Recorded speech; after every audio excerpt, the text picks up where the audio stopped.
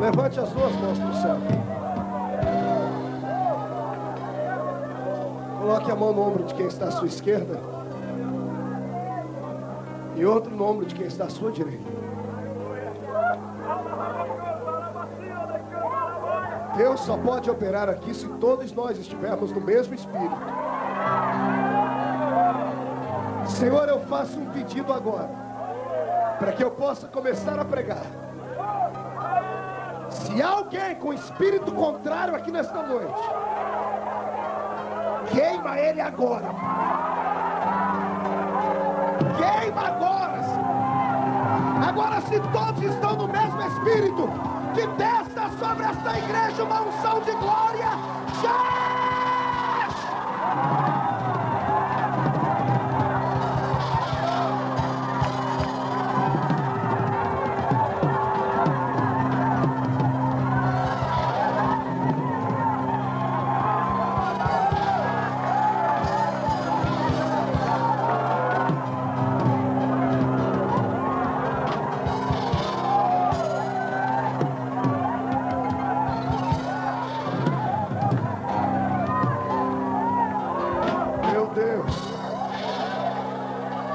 Podem tomar assento.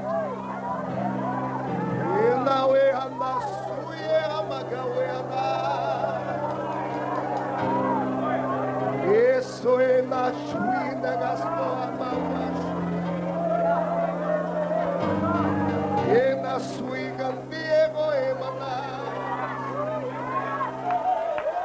A Ixuia nascia na goema. E na suíne xio e ramantiana.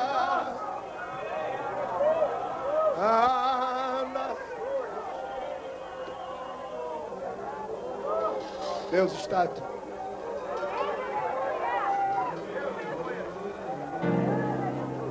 Essa direção aqui lá atrás tem um rapaz de camisa preta por baixo, um blazer por cima.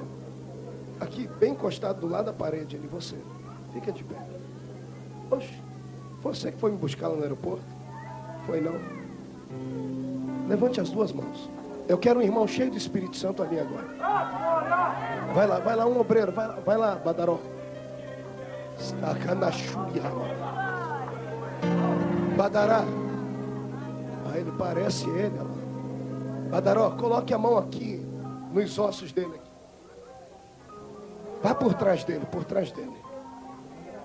Coloque as mãos aqui na cintura dele, nos ossos.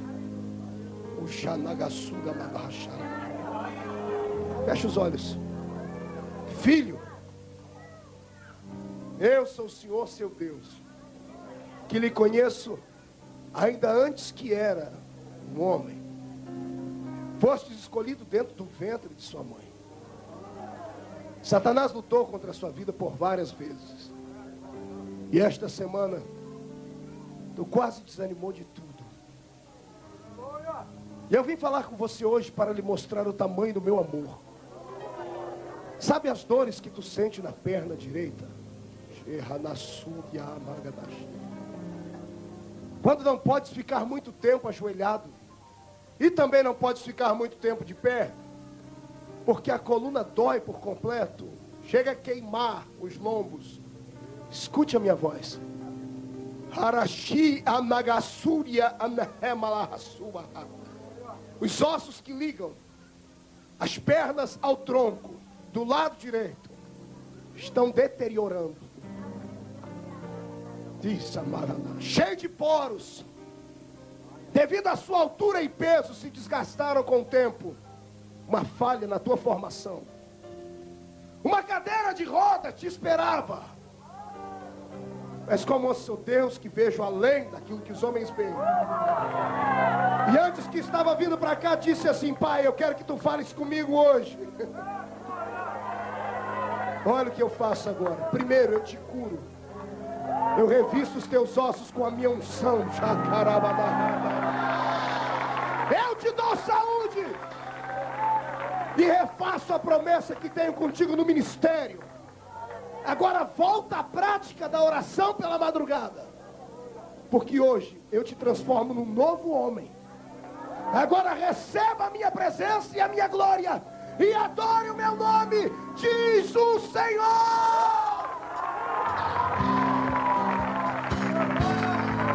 Adore a Deus, igreja. Adore a Deus.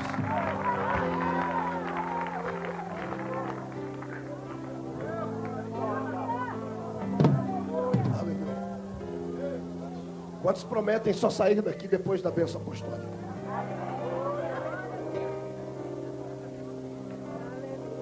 Pois bem, estamos aqui com 2 textos na mão. Esses textos vão mudar a sua vida nessa noite. Estava eu essa tarde falando com Deus em Espírito, e o Senhor me trouxe a lembrança de uma segunda-feira que eu preguei no Congresso de Malden há 2 anos atrás. Quando eu falei sobre os sonhos. Quem se lembra daquele culto? Quem não trouxe lenço, prepara aí a ponta do vestido, porque vai ser um culto igualzinho àquele. Deus hoje falou ao meu coração sobre sonhos que tem que continuar. Amém? Então olhe para o seu irmão e diga: o sonho tem que continuar. Custe o que custar. Doa quem doer. Você vai chegar lá. Então olhe para cá. Nesta noite Deus me deu a história de Moisés. As 3 fases da vida dele. Moisés foi um homem que viveu em uma época além da sua época. Era um homem que o mundo não era digno de tê-lo lá. Foi um homem que nasceu marcado de lutas e dificuldades e problemas. Um homem que desde a sua tenra infância soube o que era pressão, luta, perseguição. Andou do lado da morte várias vezes. E tudo isso tinha que ter um porquê. O problema na vida da gente é que nós sempre trazemos para dentro do peito e da mente aquela velha pergunta: por quê? Por que isso? Por que aquilo? Por que Deus permitiu isso? Por que Deus não fez assim? Por que Deus não fez assado? A vida da gente nessa terra, enquanto aqui vivemos, será cercada de porquês. E ainda que às vezes nós não tenhamos a resposta aqui, um dia Jesus olhou para os discípulos e disse: naquele dia nada me perguntareis. Porque existem coisas que só no céu vamos ter a resposta. Uma delas é o motivo do sofrimento da gente. Por que o crente sofre tanto, irmãos? Olhe para o irmão que está à sua esquerda. Agora olhe para o que está à sua direita.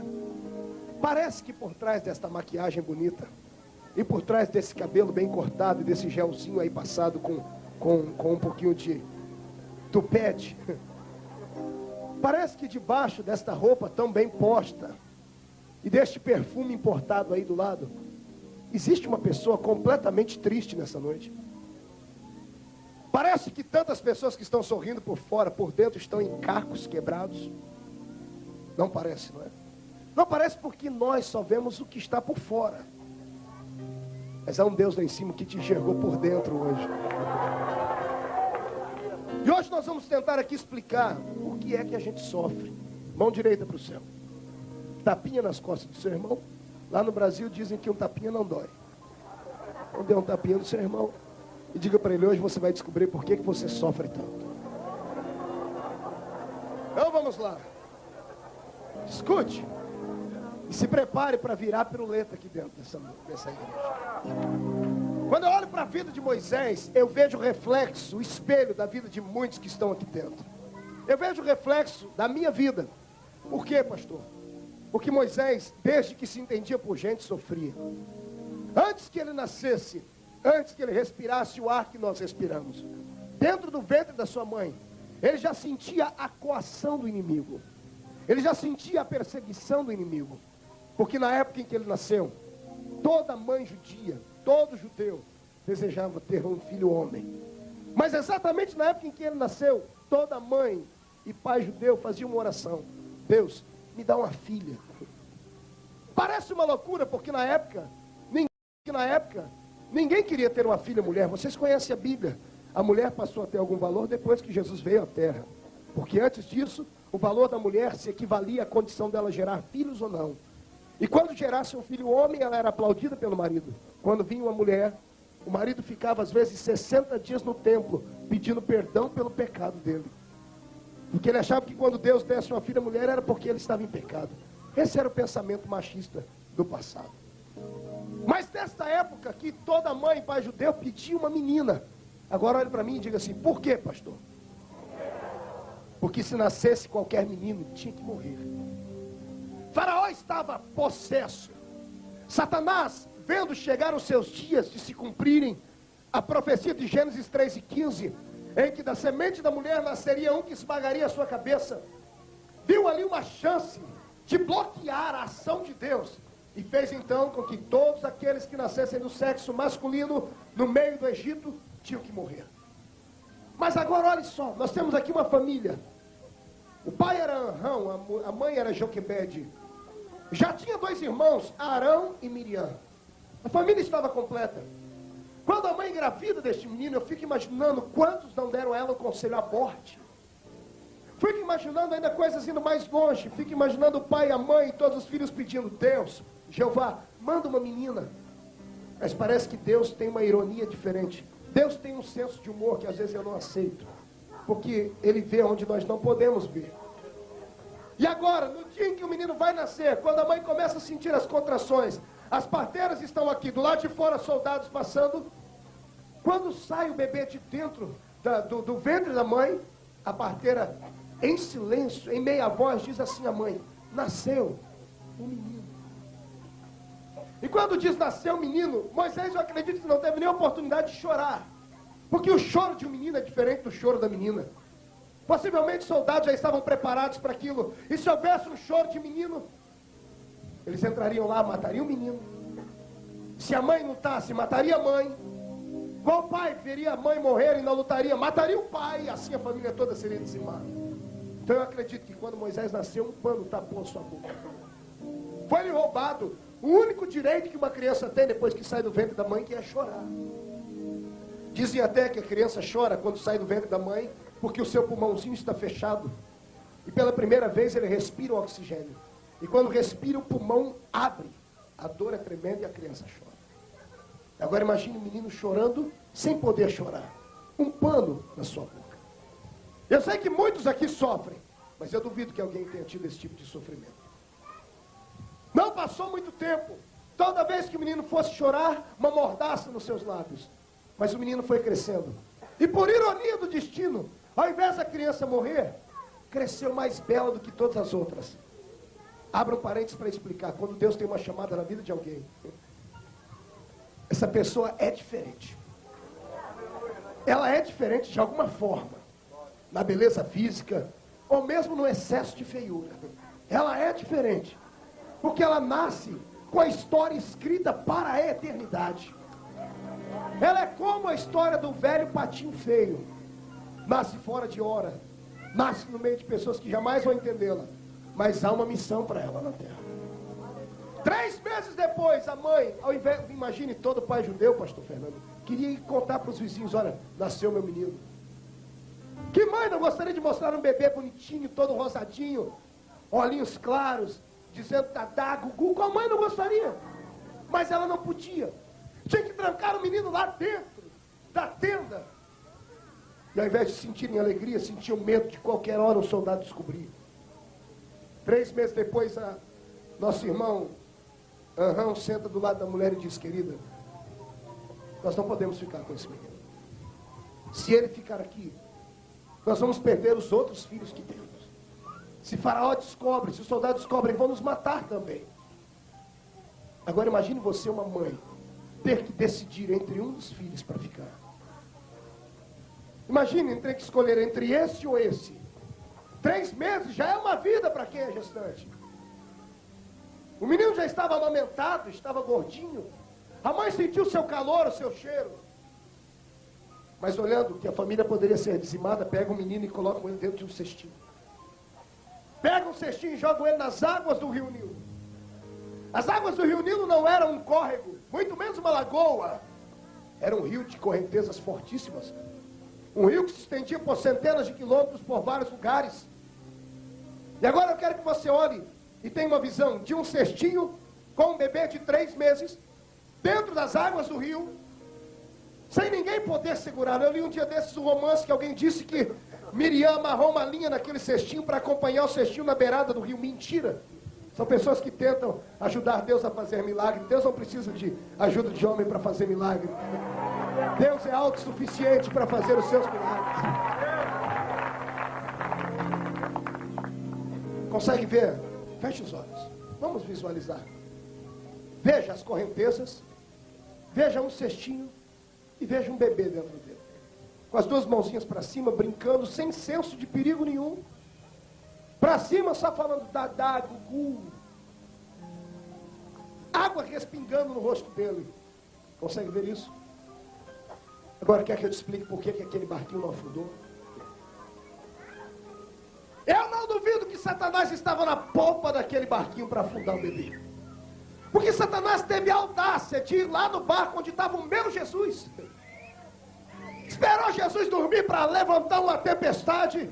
E se não é Jesus ficar de pé e dizer: acalma-te, vento, aquieta-te, mar, o barco te indo a pique. Se ele não respeitou Jesus e os discípulos, você acha que ele ia respeitar um bebê? Agora imagine os demônios soprando na água, batendo na água, as ondas batendo no cesto e o cesto não virava. As águas iam, levantavam, o cestinho ia lá em cima e não virava. Por quê, pastor? Simples. Quando Deus tem um plano na vida de alguém, tem um anjo que guarda. Imagine o anjo do Senhor ali com as asas estendidas, segurando aquele cestinho, e os demônios todos bravos, irados, e gritando lá para dentro do inferno: não dá para derrubar esse cesto. E Satanás gritando: por que não? Porque tem um anjo muito grande aqui, um só para derrotar todos nós, ninguém consegue chegar perto. É luz, é fogo, é glória, é unção, é poder. O rio Nilo era a mãe de todos os crocodilos, que a Bíblia chama de Leviatã. Leviatã era um crocodilo. Imagine você um jacaré de 3 metros. A boca aberta pode engolir um homem em idade adulta. Imagina os crocodilos vindo com a boca aberta. Só que não podia comer o cestinho. Porque Deus já estava preparando um anjo capaz de fechar a boca de animais. Eu não duvido que o anjo que fechou a boca dos crocodilos para não engolir Moisés, foram lá depois fechar a boca dos leões para não comer Daniel também.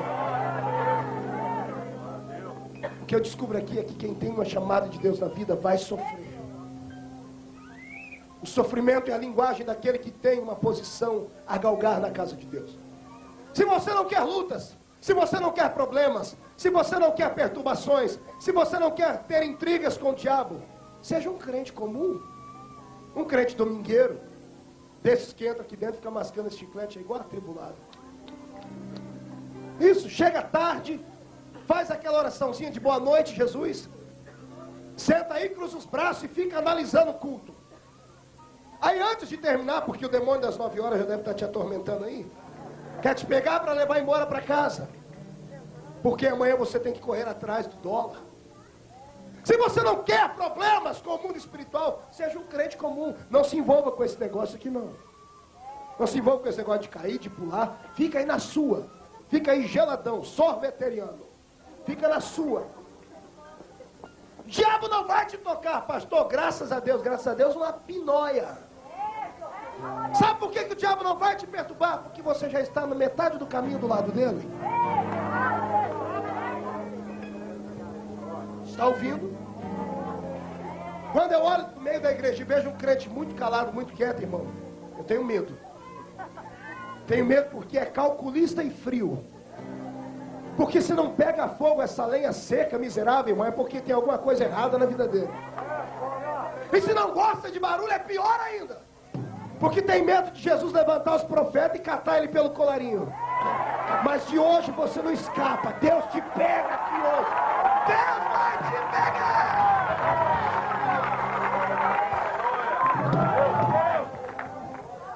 Agora escute, se você quer ter experiências com Deus, se prepare para ser jogado dentro de rio.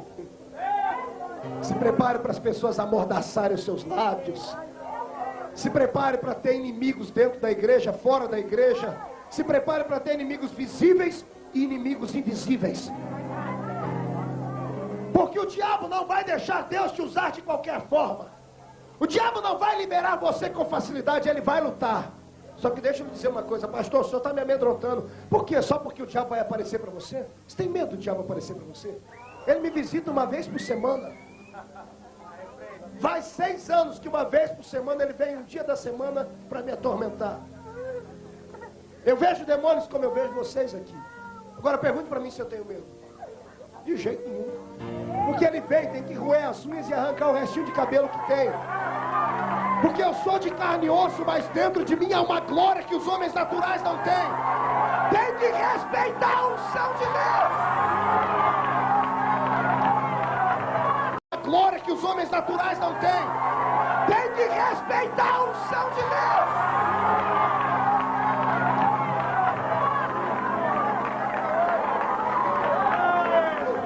Escuta aí. Pastor, eu vou até meia-noite hoje. Você toca até meia-noite. Escuta aí. Eu estava pregando no Rio de Janeiro um dia desse. Fui convidado, porque lá no Brasil colocaram o apelido em mim, o menino do Pentecoste, por misericórdia. E eu tenho pregado muito, por misericórdia do Senhor também. E eu estava pregando numa cidade lá no Rio de Janeiro, em Teresópolis. Teresópolis não, é a cidade do príncipe. Teresópolis. Petrópolis. Cheguei lá numa igreja, Assembleia de Deus, não vou dizer qual, porque tem umas 5 lá. Cheguei lá e o pastor que foi me buscar no aeroporto, sabe aqueles pastores que você olha para ele, parece delegado, aquela cara feia, 5 anel de formatura no dedo, 2 metros de altura. Ele já chegou e olhou para mim e disse assim: "Você é o pastor Marco?" Eu falei: "Sou." "Pensei que você fosse maior." Infeliz. Mal sabe ele que todo baixinho é invocado.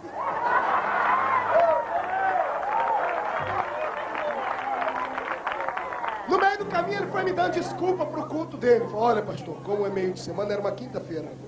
Eu quero que o senhor não se preocupe com o número de pessoas. É que meu povo trabalha, são universitários, empresários, doutores." Eu cheguei naquela igreja para umas 2.000 pessoas sentadas. E sabe quantas pessoas tinham? 22. Ele disse: "Mas amanhã tem mais." No sábado fiquei para o culto para pregar. No sábado tinha um pouquinho mais, tinha 34. E eu comecei a notar alguma coisa diferente. Me deram um quartinho em cima, assim, na igreja, aqueles quartinhos de rancho para profeta mesmo. Uma cama, uma mesinha de madeira e uma moringa d'água. E uma toalha nova, só o sangue de Jesus. Odeio toalha nova, irmão. O duro que tem na igreja um monte de crente que parece toalha nova, né? Só tem aparência de beleza, mas não enxuga, não absorve nada. Tudo que pinga em cima dele cai para lá, cai para cá. Oh, Jesus!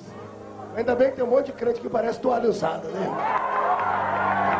Parece uma esponja. Mas vamos lá. Aí eu deitei, dobrei o joelho, orei e fui dormir, pastor. 3 e pouco da manhã eu acordei, mas com peso na cabeça. E eu tinha deixado a luzinha assim acesa do abajur que eu estava lendo. E quando eu senti aquele peso na cabeça, eu fui levantar, irmãos. Eu não consegui mais levantar a cabeça, eu senti garras, unhas. Já me arrepiou até aqui, a coluna inteirinha, né? Arrepiou, eu já soltei a bomba atômica. O sangue de Jesus tem poder, acabou. Quando eu disse o sangue de Jesus tem poder, aquilo tirou daqui, eu olhei para cima e eu vi. Quando um demônio deu um salto mortal e ficou de pé na cama. no pé da cama. Eu sentei, olhei para ele, ele olhou para mim, os olhos amarelos, um cheiro de enxofre. E ele disse para mim, o que é que você veio fazer aqui? Porque eu mando nessa igreja há 6 anos. Eu mando nessa igreja há 6 anos. Mando no púlpito, ciclo de oração já transformei em ciclo de confusão. Grupo de jovens já transformei num bando de delinquentes juvenis. Eu manipulo essa igreja. O que é que você veio fazer aqui? Eu olhei para ele e disse, eu não tenho conversa com você. Sai em nome de Jesus. Ele explodiu numa nuvem de fumaça e foi embora. Aí eu não consegui mais dormir. Escute, parece brincadeira, mas não é. O mundo espiritual é muito sério. É muito sério. Passei aquela noite toda orando, dispensei o almoço, a janta, cheguei na igreja no domingo. Veio um pouquinho mais de pessoas. Naquele dia, eu falei para o pastor, fecha as portas aí. Fecharam todas as portas. Fechei a Bíblia e disse, eu não vou pregar, não posso pregar. E o pastor disse, André, por quê? Porque essa igreja é comandada por demônios. Quando eu disse, irmão, o homem ficou numa ira. Ficou endemoniado. Ele levantou e disse, mais respeito com a minha. Antes dele falar a minha, ele caiu no chão. Caiu, veio 2 obreiros para tentar levantar, ele caíram os 2 também. Os crentes começaram a enfiar a cabeça debaixo do banco, irmão. 2 horas depois, a igreja estava em prantos, pessoas confessando pecados escondidos. No púlpito tinha 2 obreiros em pecado de adultério. Não é brincadeira o mundo espiritual. Então eu descobri que quando Deus tem uma chamada na vida de uma pessoa, ela tem que estar preparada para tudo. Você tem que se revestir de uma autoridade jamais vista pelo homem natural. Senão você é uma presa fácil para o diabo. Eu apenas abri aqui um parênteses para você ver que o mundo espiritual não é brincadeira. Muitas vezes esse sentimento que você sente aí dentro da sua alma, de vontade de sair daqui, de vontade de murmurar, muitas vezes isso não vem de ti. Eu não duvido que demônios tentem cultuar conosco aqui, impregnados no coração de pessoas inconversas, de pessoas que carregam dentro da sua vida coisas ocultas, e que precisam confessar, mas não têm coragem. Foram macho e fêmea para errar, mas não são macho e fêmea para admitir o erro. Aí vem para um culto como esse e fica aí, atrapalhando o nível espiritual. Porque o Espírito Santo é sensível. Quando ele olha para um crente em santidade, ele dá toda a glória para ele. Quando ele vê um crente com a vida torta, ele se entristece. E é por isso que tem cultos, às vezes, que nós participamos, que parece aqueles carro-álcool, irmão, não pega de jeito nenhum. E depois de muito sofrimento é que se pega. Eu quero que em nome de Jesus Cristo você se concentre em Deus. Porque você não pode sair daqui com a vida comum. Você tem que sair daqui hoje e ser respeitado nas ruas pelos demônios. A minha Bíblia diz que 1000 caem ao seu lado e 10.000 à sua direita. A Bíblia diz, não temerás espanto noturno, nem seta que voe de dia, nem peste que ande na escuridão, nem mortandade que assole ao meio-dia.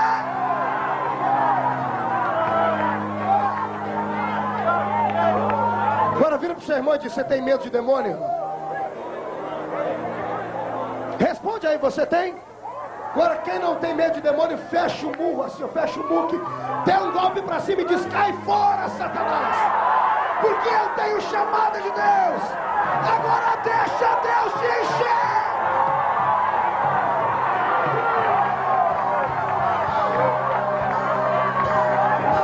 Aleluia. Agora sente. Vamos continuar. É hoje. Vai ter demônio que vai mudar da rua onde você mora hoje. Escute.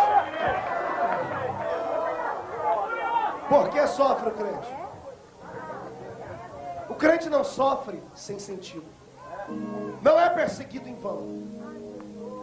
Ele só é perseguido quando Deus tem um plano na vida. Quando eu vejo um crente chegar em mim chorando, dizendo, pastor, me ajude em oração que eu estou passando pelo vale, eu dou logo uma gargalhada. Toco nas costas dele e digo para ele, parabéns. É sinal que Deus vai fazer uma obra muito grande na sua vida. Quando eu olho para a vida de Moisés, eu vejo reflexo da vida de muitas pessoas que estão aqui. Feche os olhos agora, você vai chorar. Tem gente aqui que é como Moisés. Não foi jogado dentro de um mar, dentro de um rio. Mas tem gente aqui, amados, que quando era criança sofreu tanto. Tantas doenças. Lembra da sua mãe dizendo que você teve pneumonia dupla? Que você caiu dentro de um poço e quase morreu afogado? Daquele carro que quase te matou? Lembra da sua mãe te contando coisas assim do seu passado? Que ela tinha que vender o almoço para comprar janta para lhe dar? Lembra das pessoas tentando te aliciar para o crime? Do estupro que você sofreu, a tentativa dele quando era na infância? Das desgraças que ocorreram dentro da sua família para te jogarem para fora? Das palavras de maldição que o seu pai rogou contra a sua vida, dizendo que você não ia valer nada, não ia funcionar nada, tudo que você fizesse ia dar para trás. Não é que você era um rejeitado, é porque o diabo, mesmo não sabendo o futuro, ele é psicólogo em alto nível. Ele não precisa ouvir a voz de Deus dizendo: eu tenho um plano na vida daquela mulher. Ele fica te sondando. E ele vê como Deus te abençoa. E ele vê você quando você está debaixo da árvore cuidando das ovelhas, com a sua harpinha cantando: o Senhor é o meu pastor, nada me faltará. O diabo não precisa de uma revelação como muita gente aqui precisa. Muitas pessoas são levadas por revelação e vêm para ele: se Deus não me revelar hoje, sai para lá, ô fariseu. O diabo não precisa de uma revelação, porque ele vai além daquilo que pode ser revelado. Ele olha para a sua vida. E ele sabe o que Deus tem na sua vida, e por isso você quase foi morto quando era criança. Aquela doença não veio à toa, aquele vento não veio à toa. É porque ele percebeu que Deus já tinha um plano na sua vida. Aquela doença não veio à toa, aquele vento não veio à toa. É porque ele percebeu que Deus já tinha um plano na sua vida. Eu era menino, minhas tias contam que minha mãe tentou me matar em um aborto mal feito. Mamãe foi assassina de crianças. Minha mãe abortou mais de 150 bebês. Na minha cidade ela é chamada de fazedora de anjo. Com 6 anos de idade eu descobri a parafernália dela dentro do guarda-roupa. Dá medo, parecia uma câmara de tortura. Os utensílios que ela usava para provocar aborto em outras pessoas. Numa discussão em casa com a família, uma tia minha jogou na cara dela que ela tinha tentado me matar. Depois eu escutei a história inteira. Quando ela engravidou, não sei quantos ela abortou antes de mim, mas quando ela engravidou do Marco aqui, ela tentou fazer de tudo. Ela esmurrava a barriga, tomava remédio, ia para o hospital com como é que chama? Hemorragias. E ela não conseguia matar. Um dia ela, em desespero, pegou uma faca para se matar, disseram minhas tias. Mas não conseguiu. Minhas tias não eram crentes, mas uma delas disse a ela: senhora, se você não consegue matar esse, é porque esse tem que nascer para alguma coisa.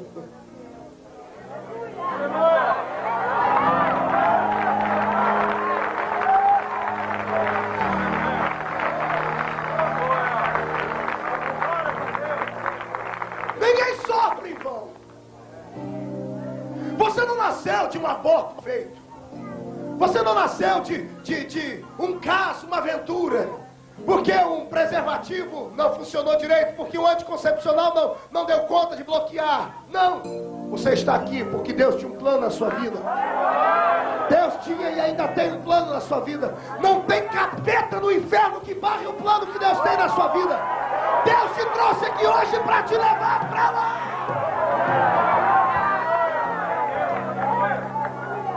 Sofrimento faz parte. Tem coisas que nós nunca vamos conseguir explicar. Tem coisas que nós não precisamos. Podemos até perguntar, mas Deus não vai responder.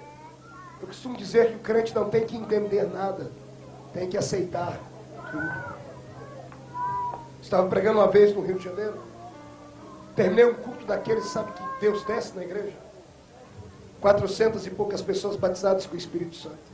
Eu me senti um super-homem. Eu queria que entrasse na minha frente aquele dia todos os demônios do Rio de Janeiro. Eu ia esburrar eles todinho. Estava com muita graça. E eu que queria procurar demônios para bater, encontrei não demônios, mas uma irmã ferida. Uma velhinha.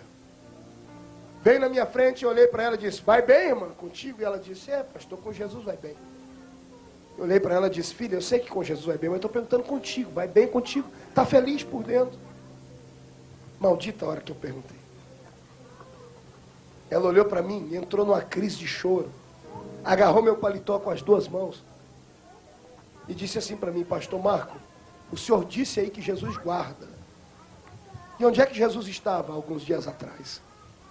Eu moro numa favela, tive a infelicidade de ser pobre, viúva e mãe de alguns filhos.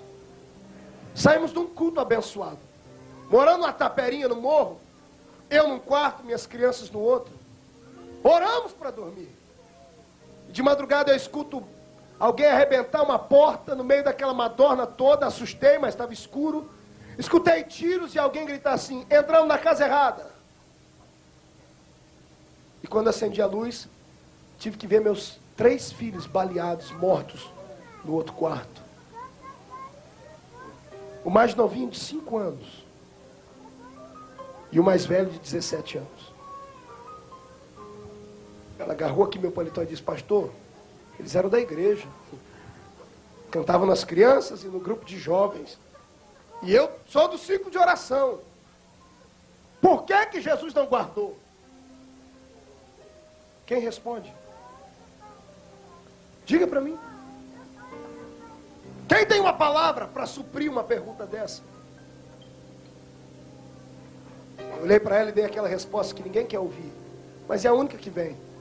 Irmã, Deus sabe todas as coisas. Por que sofre o crente? Não sei. Porque tem tanta gente aqui que são fiéis a Deus, irmão. No dízimo, na oferta, são mais crentes às vezes que muitos obreiros. Mas quando chega em casa, está lá o marido desgraçado, adúltero, bebum, o filho está nas drogas, a filha está na prostituição. Passa noites orando para trazer aquele que está desviado para o culto. Ora por ele, e a única coisa que sente em casa é desprezo. Por quê? Faz parte da nossa vida. O sofrimento vai ser amigo íntimo do crente enquanto ele estiver na terra. Foi a única coisa que Jesus prometeu aos homens. No mundo tereis, mas gente more. Sofra com dignidade. Sofra, levante o pescoço, a cabeça, murche a barriga, enche o peito e diga, eu sou feliz com o meu sofrimento. Porque a velha história do rapaz que não tinha nada para comer e só tinha banana, reclamando a vida inteira que só tinha banana, caminhando no meio do caminho, comia uma banana e jogava a casca fora, dizendo, oh Deus miserável, só me deu banana para comer. Um dia ele olhou para trás e viu que vinha alguém atrás dele comendo a casca da banana. Tem pessoas piores do que você. Só que o que faz a diferença é quando a pessoa sabe que do meio dos seus problemas e dos seus sofrimentos, Deus pode suscitar uma grande vitória. A diferença daquele que sofre com consciência e do que não sofre, do que sofre não tendo consciência de que tem uma chamada, é essa. Aquele que sofre e não tem um vislumbre de Deus na sua vida, ele se desespera e quer morrer. Pede a morte, enche a cara, se droga. Diferença daquele que tem uma chamada de Deus. Ele sofre, mas vai aos pés da cruz e deposita todo o seu sofrimento lá. E ele ainda tem coragem de olhar para cima e dizer assim, eu sei que o meu Redentor vive. E em breve ele vai se levantar para me defender. Ele olha mesmo dizendo, eu sou miserável, eu não consigo lutar, mas ele sabe gritar para todo mundo ouvir. Eu tenho certeza que meu Redentor qualquer dia desse vai vir me socorrer aqui. Nem que ele tenha que sentar nas asas de um querubim e vir voando nas asas do vento. Ele vai tirar você do meio deste poço de sofrimento e dor. Quem concorda comigo, dê um glória a Jesus. Você não é o único que sofre. Por isso inclina sua cabeça um pouquinho.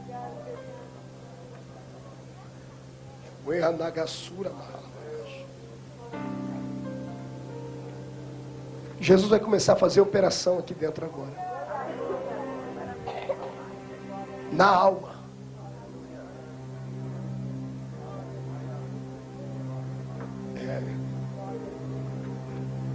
Eu estava pregando em Lowell segunda-feira e eu tive uma visão linda que eu nunca havia tido na vida. Eu estou tendo ela aqui de novo. Um anjo de Deus com uma maletinha branca, tipo médico. Vai começar a visitar a sua alma agora, meu amado. Sua alma agora, irmão, essa ferida vai ser curada hoje em nome de Jesus.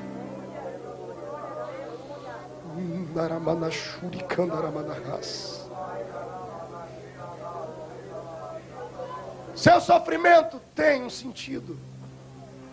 É o preço da chamada. Deus escolheu você no meio deste mundo.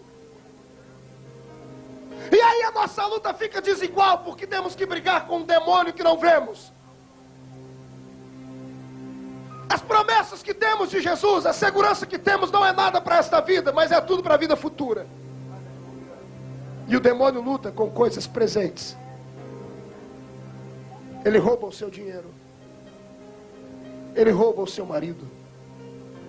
Ele rouba a sua filha. Ele rouba a sua paz. Porque ele é imediatista. Ele trabalha com coisas que os olhos podem ver.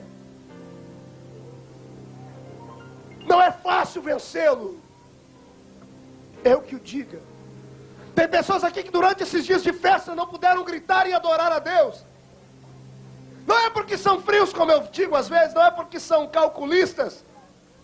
Ou porque são congelados. Dar glória enquanto tudo vai bem na vida é fácil. Glorificar a Deus quando o carro está lá fora com o tanque cheio de gasolina. Os filhos estão com saúde. Tem várias casas para limpar essa semana. Louvar a Deus quando está com saúde, lá para frente do espelho e só se pentear e se maquiar. É fácil. Mas tem pessoas aqui dentro que não tiveram a mesma sorte. Louvar a Deus quando está com saúde, lá para frente do espelho e só se pentear e se maquiar.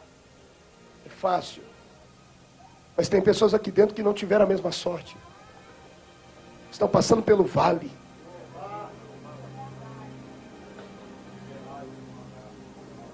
Eu escuto gemidos aqui, irmãos. Gemidos inexprimíveis. Chora mesmo, irmão. E a única coisa que você pode fazer que o diabo não lhe roubou ainda. Isso é avivamento.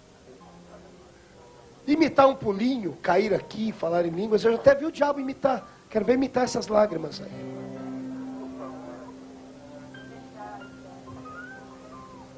Senhor Deus.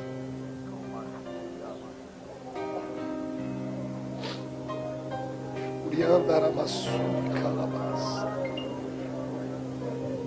Oh, glória a Deus.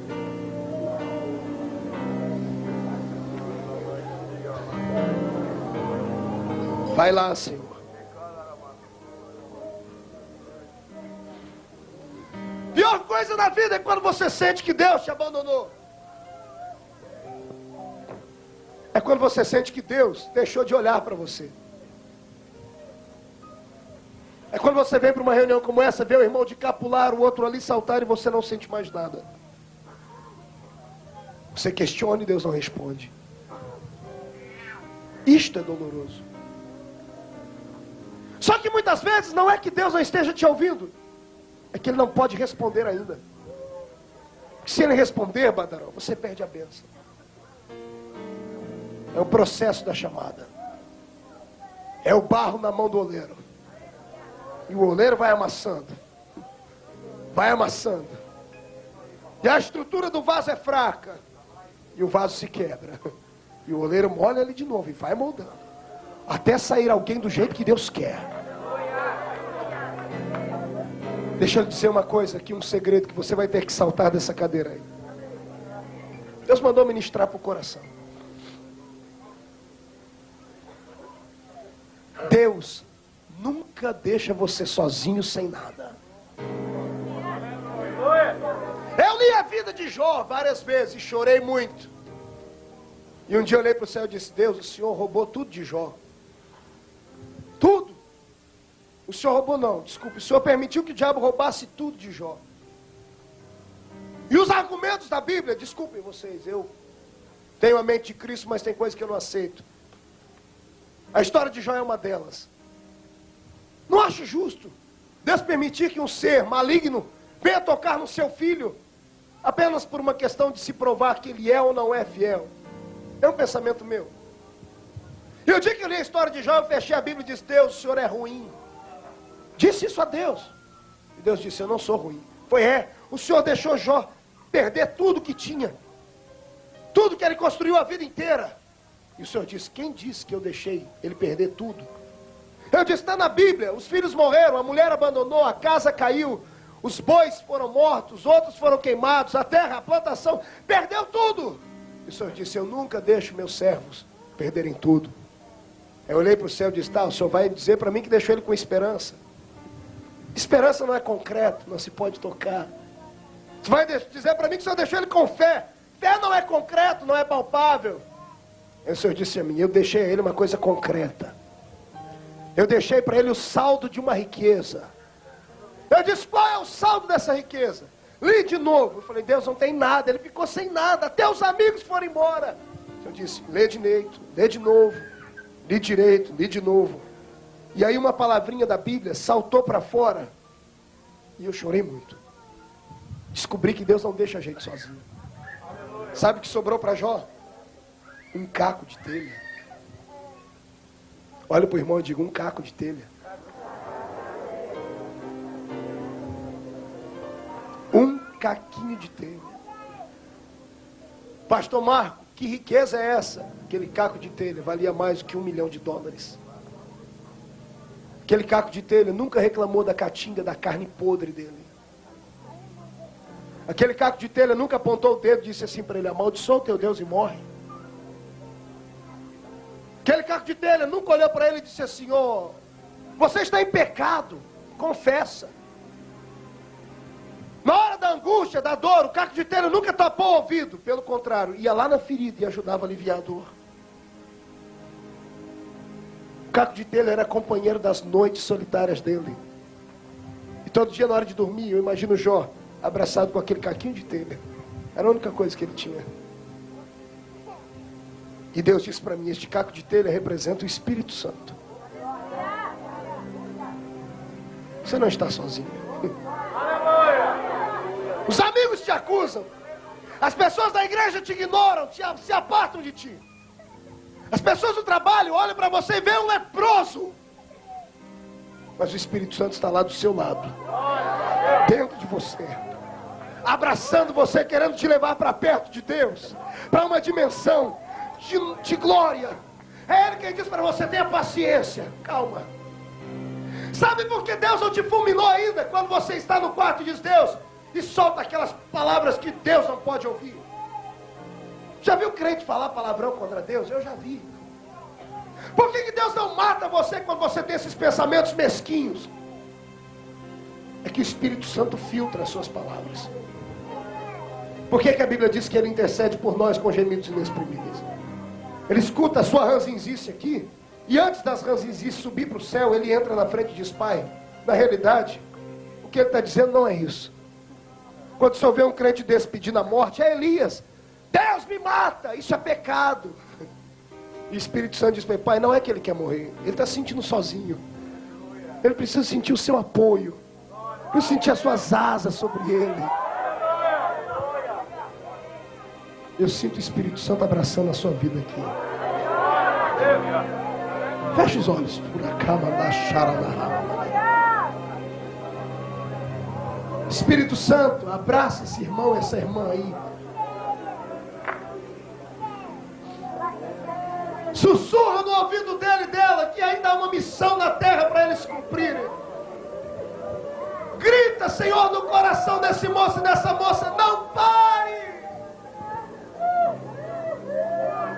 Vai em frente! Pastor, mas está difícil, está aos trancos e barrancos, mas vai em frente. Pastor, eu ando mais de rosto em terra, não tem problema, o justo cairá 7 vezes, Deus de todas elas o levantará. Pastor, dói. Jesus sofreu igualzinho você. Assim era a vida de Moisés. Com 40 anos de idade, dentro do salão do palácio, no dia do seu aniversário, vai para o espelho, coloca uma roupa de gala todo bonito, passa um perfume no rosto, coloca uma túnica linda, ganhada do seu pseudo-pai, Faraó, e diz a história que ele está indo lá para o salão de festas, recepcionar os seus convidados. Havia acabado de se formar na faculdade do Egito, sabia tudo sobre astrologia, astronomia e coisas assim. E no meio do corredor, enquanto ele estava se empolgando com a roupa bonita, ele esbarra num balde de água suja que estava no chão. A história secular diz isso. Quando ele esbarra no balde de água suja, a água suja suja a sua roupa. E ele olha e vê uma mulher caída no chão, com um escovão na mão, suja, maltrapilha, velha, enrugada, esfregando o chão. E ele olha para ela e diz assim para ela: sua escrava maldita, judia, olha o que você fez, você vai ser condenada à masmorra. Você sujou o filho da filha de Faraó. A judia olha para ele, chorando, e diz assim: quem disse que você é filho da filha de Faraó? Você é escravo igual a mim. Você é judeu. Já olhou no espelho que a sua feição não é a feição de um egípcio? A história diz que Moisés tomou um choque, porque ele não sabia que era criado por outras pessoas. Ele achava que era filho da filha de Faraó. Aí ele vai para frente do espelho. Como é bom quando Deus coloca a pessoa na frente do espelho. Quem olha para o espelho perde o vislumbre das coisas que estão do lado. Ele começa a enxergar como ele é de verdade. Não se fantasia, não se mascara. Não faz como você, meu irmão, que vem aqui para a igreja de Everett, vê todo esse movimento, gostaria de estar nele, mas não está por dentro. Aí o que faz? Se mascara de uma falsa espiritualidade que não tem.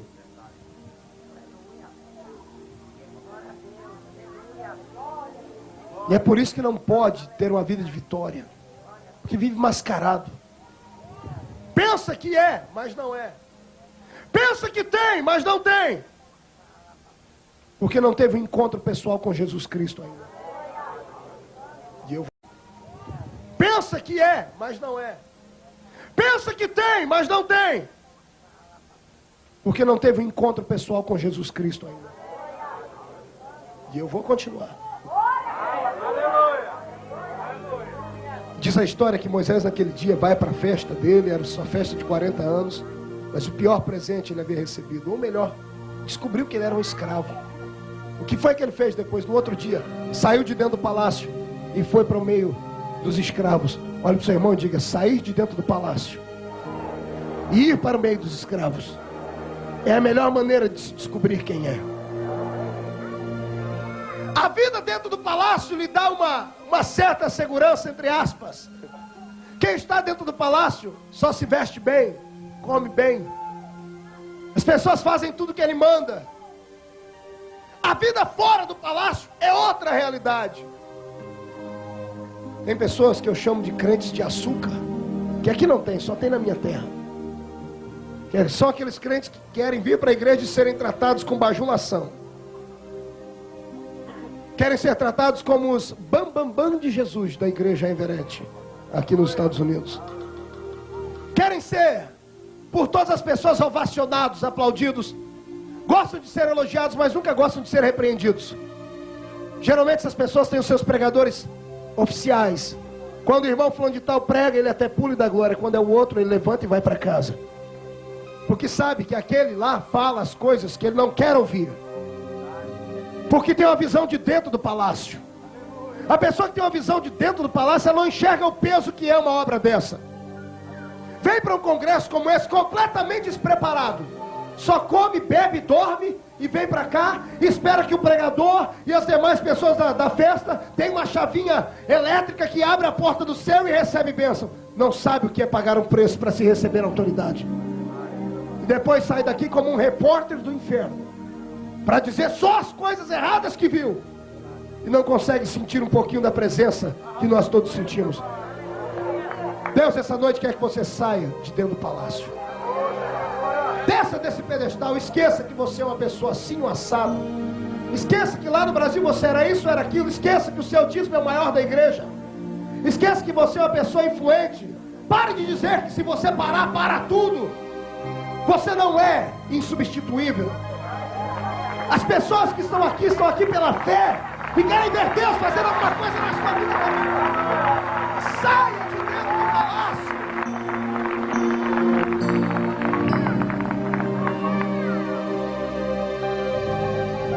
Sabe quando é que você vai se envolver com a oração, mulher? Quando você sentir o que essas mulheres da oração sentem. Desfrutar das bênçãos é muito bom. Agora pagar o preço para se obtê-las é muito difícil. Ficar dentro do palácio, ser servido pelas pessoas, ter a roupa passada na hora que quer é muito fácil. Quero ver ir lá para o meio do deserto, quero ver ir lá para o meio dos escravos, ver eles trabalharem. Foi o que Moisés fez.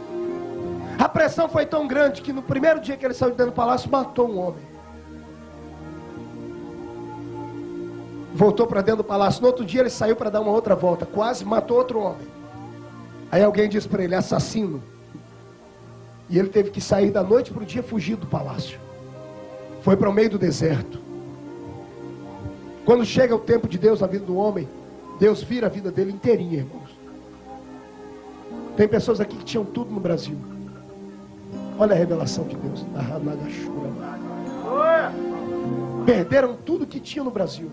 Vieram para cá para não serem presos.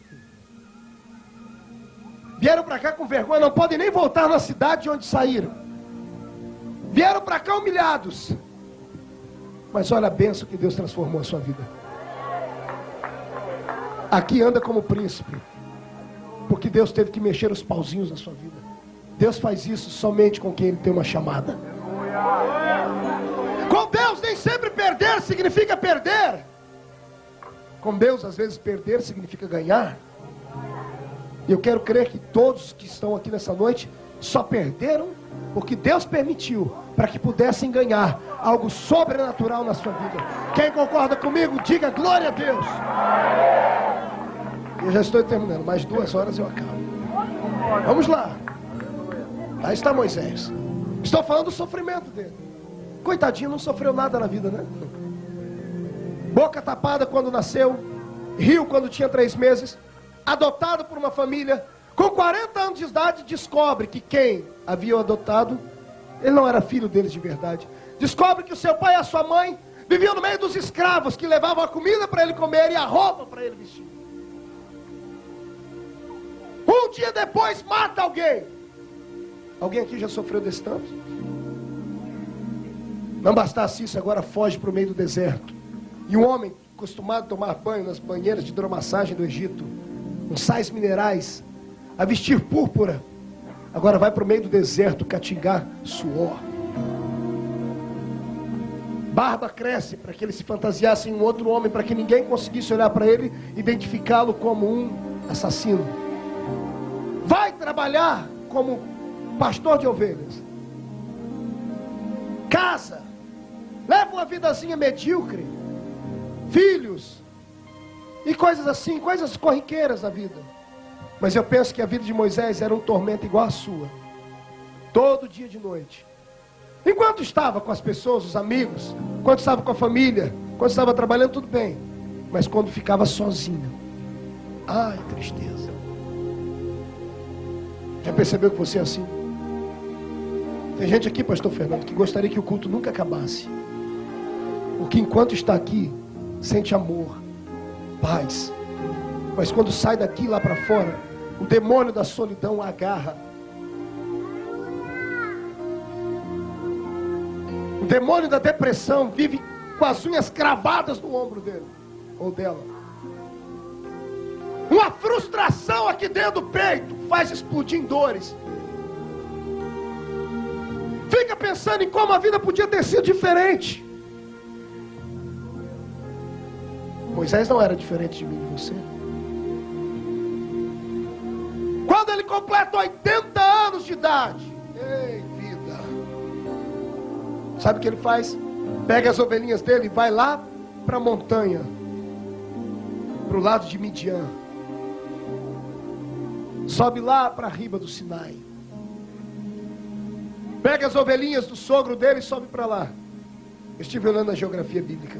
Não tinha relva naquele lugar para dar para a ovelha comer. Mas ele levou as ovelhas para pastorear. Avisou em casa: eu estou indo levar as ovelhas para pastorear, para levá-las para comerem capim. Mas ele subiu uma montanha. Qualquer pastor sabe que é loucura subir em montanha com ovelhas, porque lá em cima não tem pasto para elas. Você nunca ouviu isso? Isso é revelação. Por que é que ele subiu lá em cima naquele dia, aos 80 anos de idade? Sabe o que eu penso? A Bíblia não diz, digo eu. Imagino ele com 80 anos de idade, sentado em cima de uma rocha, monte de ovelhas do lado, relva seca na frente, uma sarça na frente dele, e ele tirando da sua cintura um cutelo, uma faca, um punhal. Para quê, pastor? Para dar fim naquele sofrimento miserável. Não há nada pior na vida do que você viver e não ser feliz. Não tem nada pior na vida do que você entrar dentro de um santuário como esse e mostrar uma felicidade para os outros que não tem. Que você se fantasia perto de todos, mas quando está sozinho você não suporta a dor. Era ele lá. Por um momento a vida dele passa em um flash, como a sua está passando agora. A história que lhe contaram: o menino com a boca tapada dentro do rio, adotado. A família que o adotou matou seu pai e sua mãe na escravidão, vira assassino, deixa o luxo do Egito e vai viver no meio do deserto, com ovelhas, cheirando pasto. Arruma uma família para não ficar sozinho. E as dores da noite, o peso da consciência das coisas do passado. Eu tenho um avô de 86 anos. Há uns 5 meses atrás eu fui visitar minha mãe e ele mora lá comigo. E eu entrei no quarto, ele estava chorando. E eu fiquei pensando comigo: o que leva um velho de 80 e poucos anos a chorar? A amargura do passado. Ou o vislumbre de ver aquilo que ele poderia ter sido e nunca foi. E ver que a vida está se esvaindo. E o tempo não volta mais. O Senhor me diz ao coração que hoje mulheres aqui, isso é revelação, olharam para o espelho na hora que estavam se arrumando para vir para a festa e disseram assim: Deus. Olharam para o espelho na hora que estavam se arrumando para vir para a festa e disseram assim: Deus, eu não sou mais uma garotinha. As rugas chegaram, meu corpo se deformou e eu nunca fui feliz. Deus estava te vendo lá dentro naquele dia, neste dia. Lá está Moisés, pronto para pegar o cutelo e cravar no peito para dar cabo na sua vida. Penso eu. Mas antes dele fazer isso, porque nós temos um Deus que leva o homem ao limite. Olha para o seu irmão e diga: Deus leva o homem ao limite. Deus não leva a 10 passos do limite. Deus leva o homem no limite. Deus leva o homem a um passo da morte. Quando Ele quer dar para esse homem ou para essa mulher uma vitória muito grande. Deus deixa Abraão levantar o cutelo para cima para cravar no bucho do seu filho. E aí então o anjo vem, coloca a mão e para. Deus te levou ao limite, irmão. Poxa, pastor, no final do congresso eu tinha que me lembrar tudo isso. Sim, não adianta fugir dos problemas. Você pode cobrir hoje, amanhã, depois, mas cedo ou mais tarde, daqui para frente, você pode fazer uma loucura. O suicídio podia estar rondando a sua casa. E quando Moisés estava no limite, o que é que acontece na frente dele? Uma sarça começa a ficar incandescente. Um fogo aparece nela, mas ela não se consumia. Imagina Moisés olhando, limpando os olhos, pensando ser uma miragem no deserto. E ele olha de novo e o fogo vai aumentando. Quando ele percebe que o fogo não consumia, eu imagino ele saindo da rocha, dando 2 passos para trás. Do meio da sarça sai uma voz gritando: Moisés, Moisés, tire as alparcas dos seus pés, porque o lugar em que você está é terra santa. Escute, sabe o que me emociona nessa história? Moisés nunca tinha falado com Deus. Deus nunca tinha falado com ele. Mas Deus, quando foi falar com ele, chamou ele pelo nome. Isso significa que a história da vida de Moisés estava na mão de Deus, traçada. A sua história está na mão de Deus, traçada. Ai, Jesus, eu estou tendo aqui um vislumbre do seu futuro. Sabe o que eu vejo hoje? O diabo rasgando um monte de planos e jogando dentro do lixo. Planos do que, pastor? De derrotas feitos para a sua vida. Planos de desespero, de depressão, de morte, de desgraças. Por que ele está rasgando, pastor? Porque Deus está lhe revelando e abrindo seus olhos. O seu sofrimento não veio para te humilhar, mas veio para te levantar do pó, te colocar de pé e te fazer um guerreiro na presença de Deus. Se você concorda comigo, levante essas duas mãos para cima e adore o nome do Senhor, mas adore com a alma, adore Ele.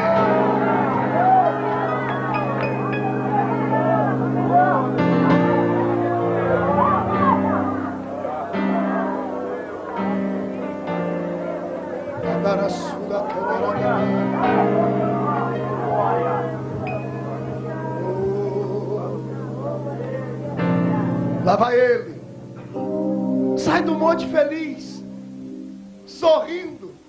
Deus falou com ele. Aí imagina ele chegando em casa dizendo: gente, acabou as minhas lutas, as minhas neuras, as minhas crises, os meus problemas acabaram.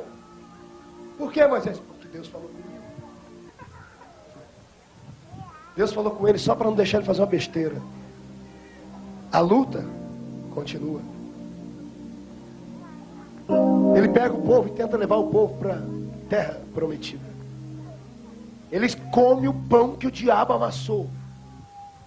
É pior do que o pão que o diabo amassou. É só o pão que o povo de Deus amassa. É pior do que o que o diabo amassa. Moisés teve que enfrentar irmão. Fez maravilhas, fez milagre, e o povo queria tirar ele da frente. O povo reclamou com saudade de cebola. Mas ele fiel, firme. Agora tinha um objetivo na vida. Descobriu para que é que nasceu.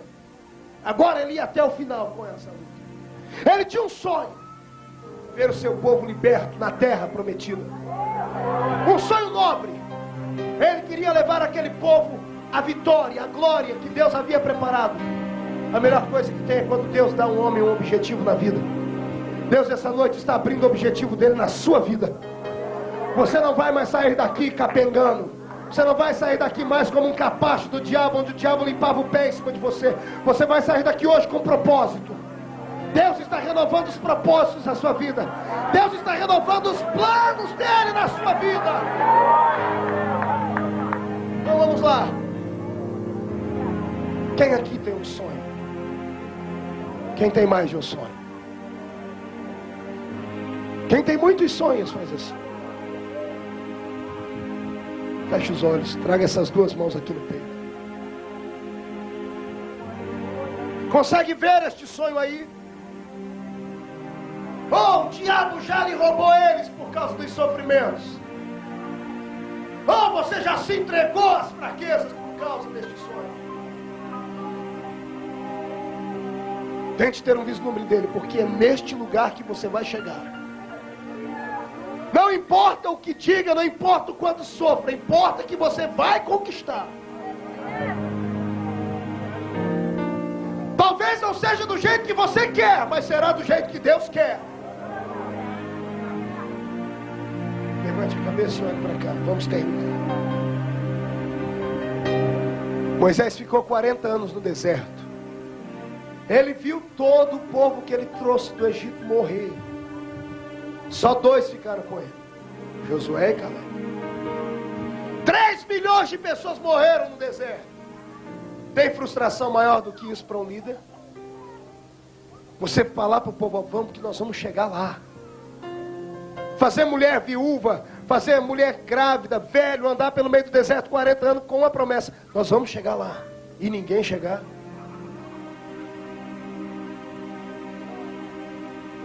Você já imaginou quantas noites Moisés deve ter pensado: eu vou deixar esse povo aqui e vou perder o rumo, vou sumir.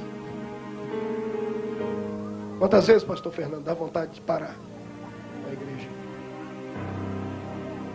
Quando não vem o reconhecimento necessário.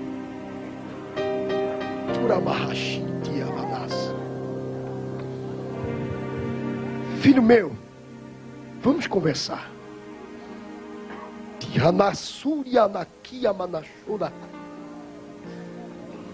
Eu sou o Senhor que te acompanho, ainda antes que fosses um ser formado,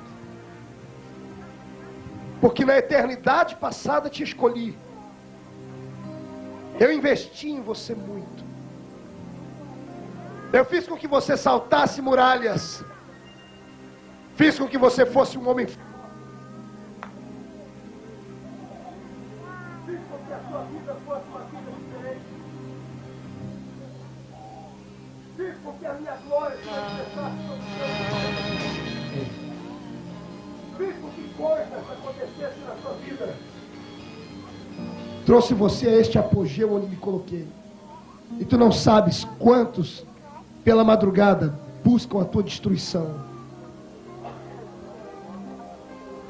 Homens que lhe dão tapinhas às costas, que pertencem ao mesmo ministério que tu, olham com olhos altivos para tudo que eu lhe dei e maquinam mal contra ti nas madrugadas. Ramanais, Acarasurianai. Eu te assisto quando sorris para todo mundo que aqui está e sozinho choras. Quando tens que dar tudo aquilo que você tem para Tamaquiocianai. E carentes fica da minha presença. Venho falar assim contigo hoje. A minha obra na sua vida é imensa. Os seus projetos são os meus projetos. Da sua família cuido eu. E não precisa de costa quente na terra. Precisa apenas da minha presença no céu. Chegará um dia em que o seu nome será reconhecido e temido e respeitado. O nome será reconhecido e temido e respeitado. Não apenas neste país, mas em muitos lugares do mundo onde não sonhas, onde tu não fores com o seu corpo, a sua voz e a sua imagem irá. Te escolhi como um líder, porque és homem de coragem, não tens afrouxado, por isso eu te amo. E hoje, regaçul terrais necanto rebahai, renovo todos os seus projetos, renovo todos os propósitos, e eu te dou uma autoridade nova nesta noite.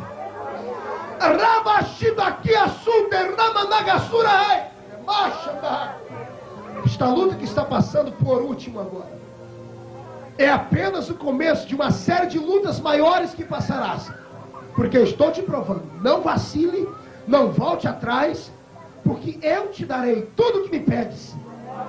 Contemplas este povo que está aqui, multiplicam por 10.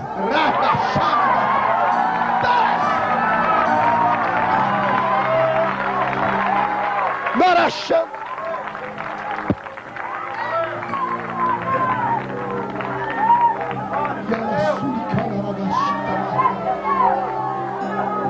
Deus está aqui olhando para você, amado.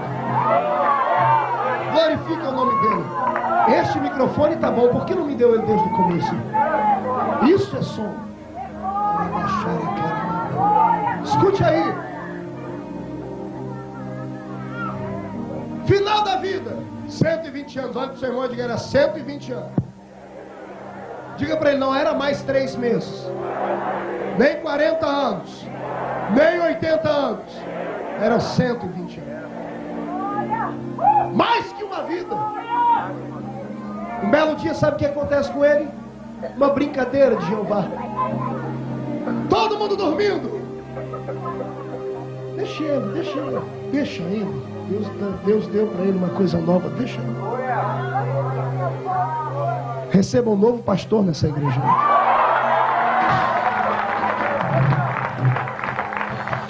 Escute. 120 anos. Consegue imaginar? Quem aqui já viu aquela foto das tribos de Israel em volta do tabernáculo? As cabaninhas, quem já viu? Veja agora pela fé as cabaninhas todas arrumadinhas. Tabernáculo no meio, um monte de cabaninha aqui e ali. Lá do céu a voz de Deus vai lá na cabaninha de Moisés e diz assim: Moisés, acorda. Moisés desperta, estalando todos os ossos, estava velho. Pois não, senhor, filho, preciso falar com você. Pode falar, pai. Aí não, quero falar com você aqui em cima no monte. Pai, eu não sou mais aquele garotão que subiu o monte em 6 horas. Sem problema nenhum, eu te espero. Lá vai Moisés, levanta, pega o cajado, aquele cajado que serviu para cuidar de ovelha, agora era uma muleta. 120 anos. Barba branca, cabelo branco, rosto enrugado, as veias por cima assim na mão. Passa uma aguinha no rosto. Olha para trás, a última vez que ele viu todo mundo. Vai subir no monte olhando para trás, ele vê um monte de cabaninha. Por dentro a frustração. Até quando? Faz 40 anos que nós estamos aqui. Quando ele chega lá, no cume do Monte Pisga, lá em cima, Jeová desce em cima de uma nuvem, trovejando, soltando raios, vento soprando. Moisés pegando aquele cajado, cravando aqui no chão e se segurando para não cair. O vento. Consegue ver isso? E no meio da nuvem a voz: bom dia, Moisés. Bom dia, Senhor. Tudo bem com você? Mais ou menos. Por que mais ou menos? Faz 40 anos, meu pai. Minha vida foi só sofrer. 40 anos, morreu todo mundo nessa terra. 40 anos, meu pai. Tive que ver Miriam e Arão me traírem. Fizeram bezerro. Diabo a 4. Mas tirando isso, está tudo bem? Tá indo tudo bem. O que o senhor quer, pai? Moisés, eu vim te dar um presente hoje. Porque é meu aniversário, quem sabe, 120 anos. Que presente, meu pai? Olha para frente, o que é que você vê? Só vejo nuvens, pai. Oh, Moisés, desculpa. Imagina um Deus soprando nas nuvens. Dissipei as nuvens, Moisés. E agora, o que é que você vê? Ah, Senhor. Eu vejo uma terra muito bonita lá embaixo. Desenha ela para mim. Desenho, pai. Estou vendo uma campina. Eu vejo ali cachoeiras. Eu vejo ali uma relva verdinha, plana. Eu vejo um pomar. Essa terra até parece que mana leite.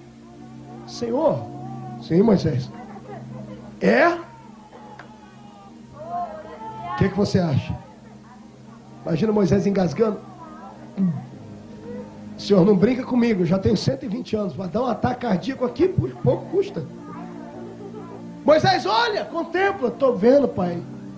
Sabe que terra é essa? É a terra que eu prometi. Abraão, Isaac e Jacó.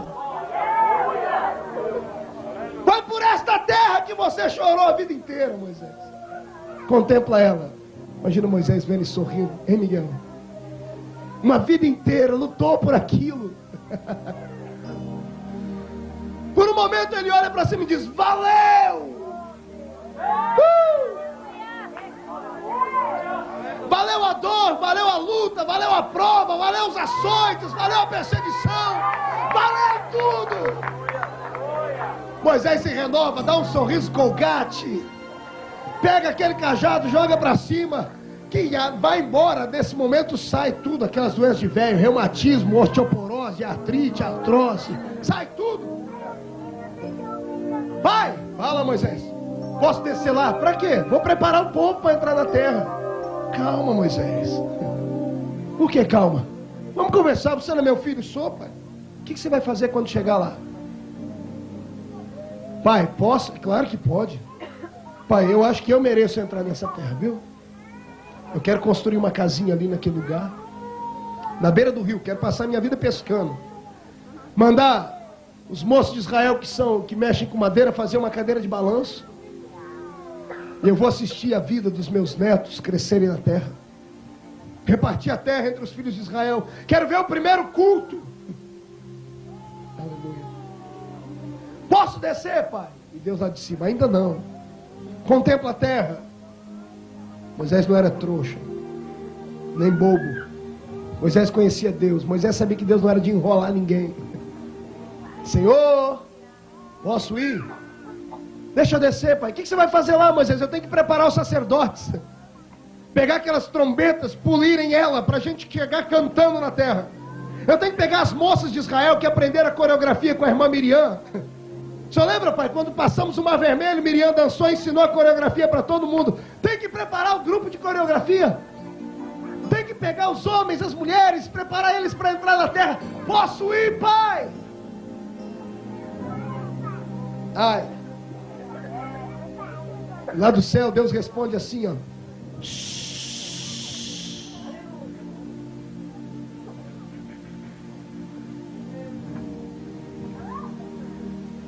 Dói, não dói? Você lutar a vida inteira por uma coisa, a um dia de receber, perder tudo. Moisés estava um dia na terra. Se ele tivesse uma asa delta, ele pulava, chegava lá em 40 minutos. Aí Deus olha para ele e diz: Moisés, fecha os olhos. Por quê, pai? Fecha os olhos. Abre os braços. Imagina Moisés abrindo os braços. E agora, Senhor? Aí Deus começa a soprar lá de cima. A roupa de Moisés balançando, vento no cabelo, barba. Senhor, que é isso?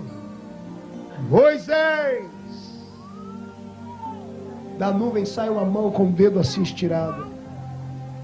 Moisés de olhos fechados não vê. O dedo vai lá no coração dele. E Deus diz: Moisés, morre!